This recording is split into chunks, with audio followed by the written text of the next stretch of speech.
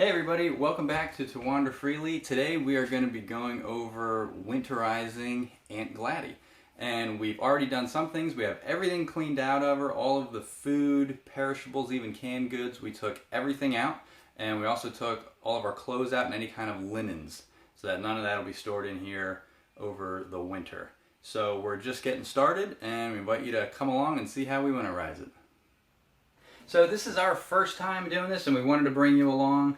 It's in no way a definitive guide on how to winterize your RV. It's just how we're going to do it based on our research and what we learned. So you definitely want to check your owner's manuals and make sure that you're doing things right for your particular RV. But this is how we're going to do it. So the basic process today is going to cover blowing air through all of the water lines to get as much of that water out as we can, and then pumping antifreeze into the lines to keep it safe through the cold weather. So the first step that we want to do is drain the water heater, which is at the back of our camper. In order to do that, we need to remove the drain plug. We have a Suburban water heater, and the drain plug is a 1 1/16 inch socket, which we have here. Here's the access panel. We'll open it.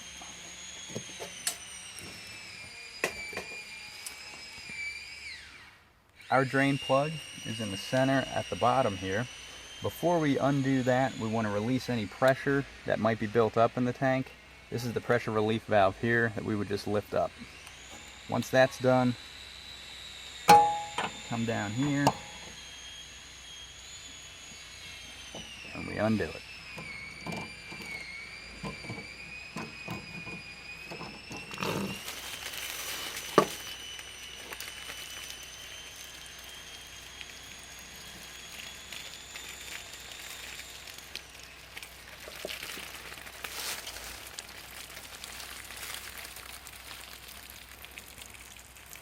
While we're letting the water heater drain, I came over here. We're going to disconnect the water lines from our washer dryer unit.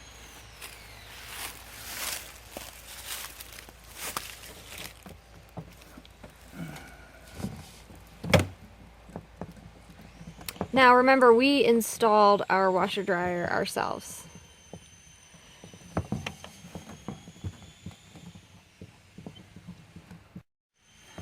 So we've got the shutoff valves turned off. Now I can go up to behind the washer and actually disconnect the hoses.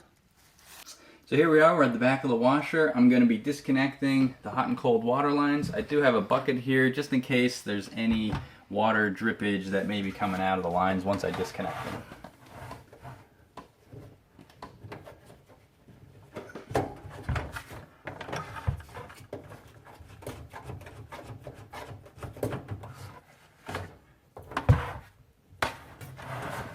That was the hot water and the cold. Alrighty. And then we're just going to feed those down through the floor, and we'll grab them down below.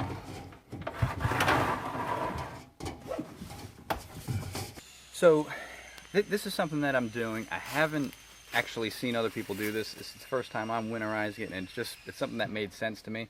So we're going to be running air through all of these pipes to get the water out. These hoses were hooked up to the washer, and I didn't want to, once the piping is pressurized with air, I didn't want to push any water into the washer and dryer. So that's why I turned those shutoff valves off. I've got my water lines here that we're now just going to drape outside, so that then when I'm starting to put air through the system and I open each one of those shutoff valves one at a time, I can blow the water out, and it's going to blow out here, not into the washer. So I'm just double checking to make sure that all of the faucets are shut before we put air into the system, because then we'll work our way around and we'll open each one at a time so that each individual pipe gets blown out. So we're checking the kitchen sink, and we'll go into the bathroom. Both the cold water and the hot water are off in the sink, and we'll also make sure that we're closed cold water and hot water in the tub, and that's shut for the shower. So now that we've got everything closed up inside, it's time to hook up the air compressor so that we can push air through the system. And all we're going to do is go back to the connection where you normally hook the water hose up to, the city water connection specifically. I'll take this fitting off here that we have for our water line.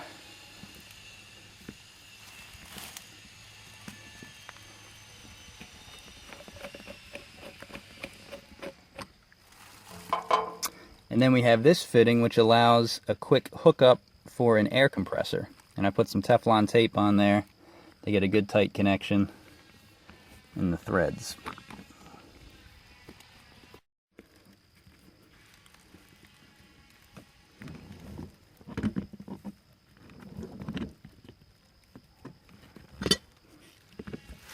So here's our air compressor.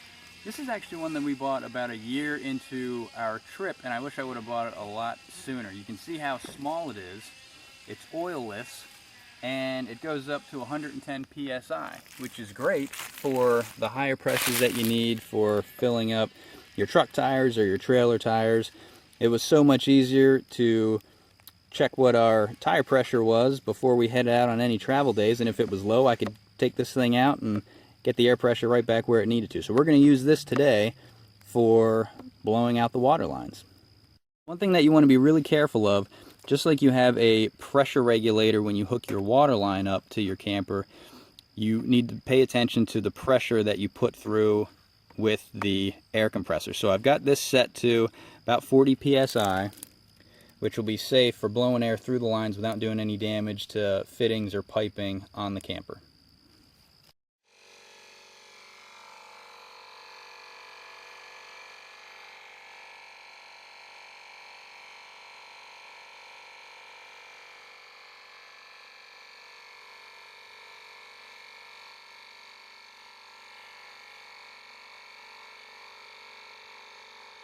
So we did have a little bit of water come out of the hot water heater, but that's done. Now we're going to put the anode rod and the plug back in, and then we'll be able to go inside and switch the bypass valve, which I'll show you, so that then we're just working with the rest of the piping in the camper. So we put this in like so. Here's just a shot of our anode rod. This is about 6 months old, so although it looks nasty, it's actually in pretty good shape.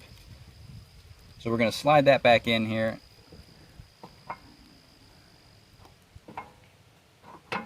And given the length of the rod, they can be a little tough to get started, but you want to get it started by hand. And make sure you have it threaded before you start cranking down hard on it with the socket wrench.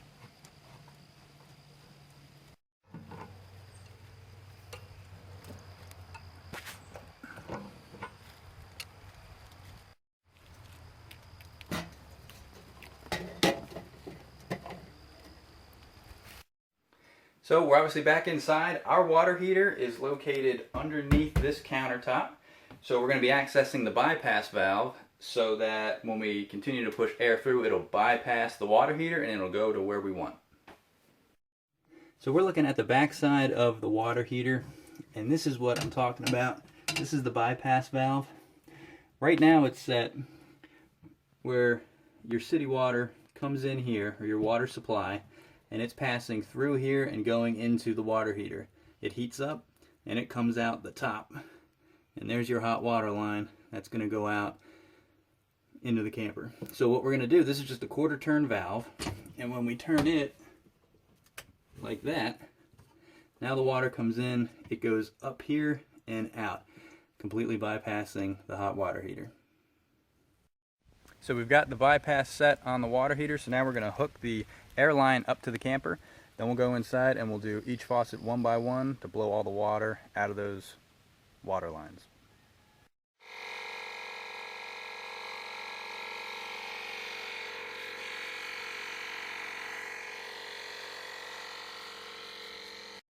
Okay, stand back. Look at that. See how this goes. So we're in the kitchen. We'll start with the cold water line in the kitchen. Woo! Look at that.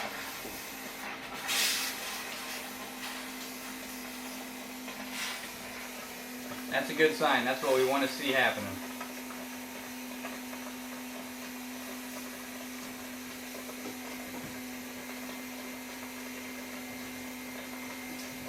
So that one sounded pretty good, so we'll close it. We'll go over to the hot water line. See how much water can get built up in those pipes.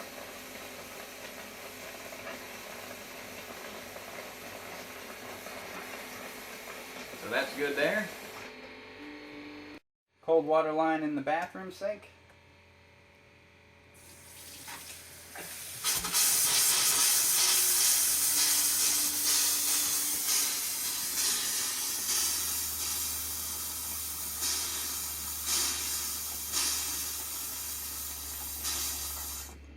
And the hot water.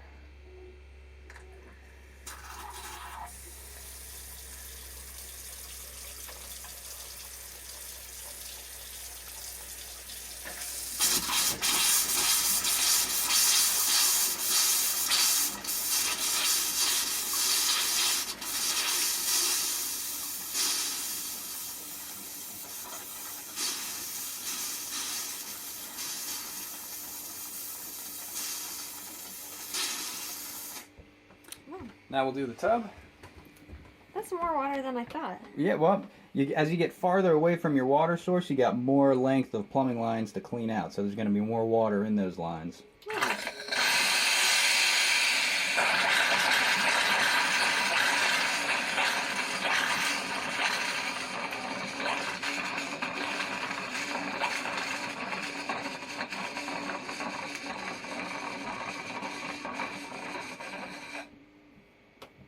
Hot water.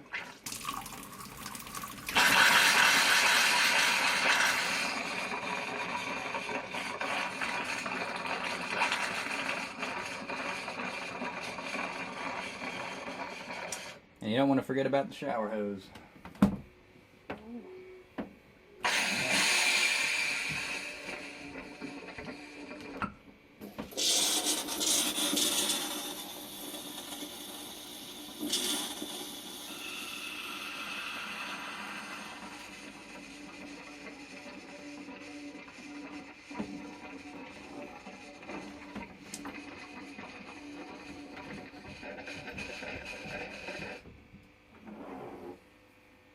Now you could be done there, but as mentioned earlier, we have the washer and dryer, so now we just want to check those lines too and blow out any water that might be stuck in them. So I've got the hose here. We're going to open up each shut-off valve one at a time. And remember, that's why he disconnected those hoses before. Hey, don't point it out. What are you trying to do? Tell you what.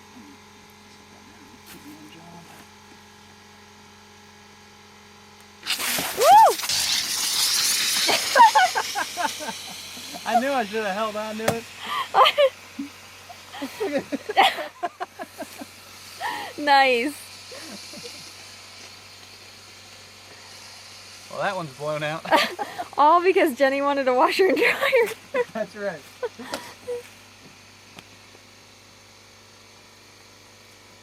Wait, you want me to hold that Hot one? water line, I think I'll stand on this one. Well, yeah, it's always kind of hard too because I'm filming, so he never has an extra set of hands. There it goes.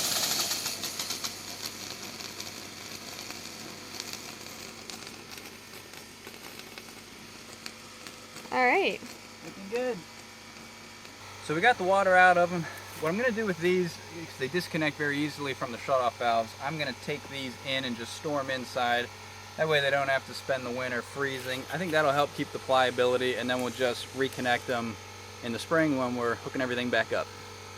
Now that we're done blowing out all of the faucets inside, we did the washer and dryer. There's two left that we're going to do. These are the low point drains that you'll find underneath the camper, and they're usually two lines real close together. It'll be your cold line and your hot line.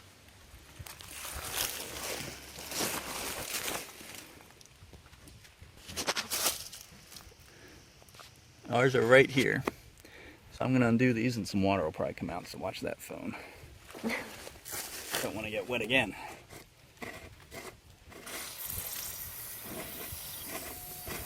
I'm just gonna go back a little. Good. Whoa. What? There's some pressure. So this is my first time doing this. So when I took this thing off of the low point drains, this whole thing came off. Now I can thread it back on, so it doesn't seem to be an issue, and there's enough pipe that I can actually access it to thread it back on. I would have thought just the bottom piece came off, but who knows, you always get a surprise here and there. So I'm gonna go ahead, I'll put air through the line, I'll blow it out, and then I'm just gonna screw the thing back on. I'll do the same thing to the other line that's right here as well. So we just put the air on, nothing additional really came out. I don't really know that this is doing anything. Well, actually I do know that for us it's not doing anything. Maybe in other cases it does do something. I mean, low point drain to me means that's where the water's gonna go if it can't get out. So it's definitely a good thing to check. We're just not having any water drain out.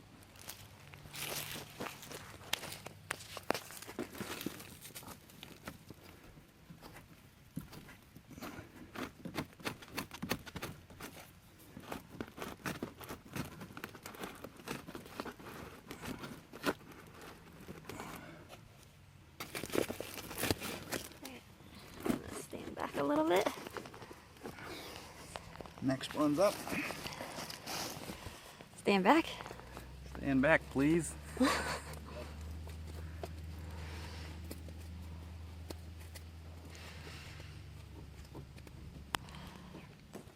You see that damage behind Chris? That was from when we had the tire blowouts. Yeah. It wasn't too bad considering we had 2 of them. Yeah, on the same side. Yeah. Okay, so undid the other one. I'm gonna hook the air up to it.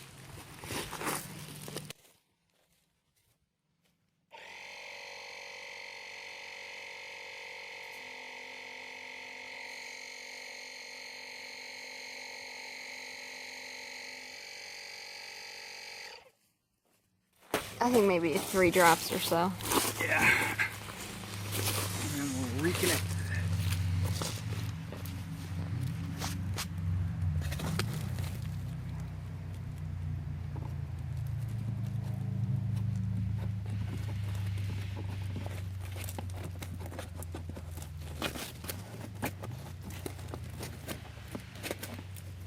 So at this point we've got all the lines blown out. We're done with the compressor. It's already been turned off. So we're going to disconnect the line. And we'll unscrew the fitting and we'll put the water fitting back on.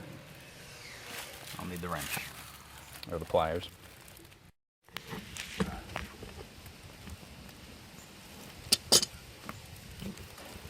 That wraps up part 1 in our winterization series. In part 2, we will be going over putting antifreeze into the water lines. Thanks for watching. And don't forget to check our corresponding blog post on our website for even more information about winterization. The link is in the description below. To wander